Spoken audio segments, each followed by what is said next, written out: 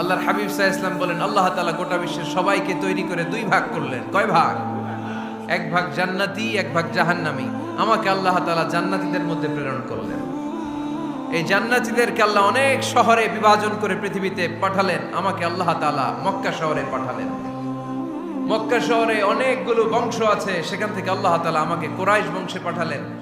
কুরাইশ বংশে অনেক খানদান আছে, আমাকে আল্লাহ তাআলা হাশমি খানদানে পাঠালেন। হাশমি খানদানে অনেক পরিবার আছে, আমাকে আব্দুল মুত্তালিবের পরিবারে পাঠালেন। আব্দুল মুত্তালিবের পরিবারে অনেক সদস্য আছে, এই সব সদস্য বৃন্দদের মধ্যে থেকে আমাকে শ্রেষ্ঠ মানুষ করে তিনি দুনিয়ায় পাঠালেন। আনা খায়রুকুম বাইতা আনা খায়রুকুম নাফসা, আমি ঘরের দিক থেকেও সেরা, আমি মনের দিক থেকেও সেরা, আমি ব্যক্তিত্বের দিক থেকেও সেরা। আমার চাইতে সেরা পৃথিবীতে কেউ নাই, কিন্তু ওয়ালা ফখর, এই কারণে আমি কোনো গর্ব অহংকার করি না। চিল্লায় পড়েন সুবহানাল্লাহ। তার মানে কোরআন আমাদেরকে প্রথমে জানালো তিনি হলেন রাসূলুল্লাহ, আল্লাহর রাসূল, তিনি আল্লাহর নবী, আল্লাহর রাসূল। দ্বিতীয় পর্যায়ে কোরআন আমাদেরকে জানালো তিনি হলেন শেষ রাসূল, শেষ নবী। তৃতীয় পর্যায়ে কোরআন বিশ্বনবীর ব্যাপারে আমাদেরকে ইনফরমেশন দিল, তবে তিনি মানুষ ছিলেন। কি ছিলেন?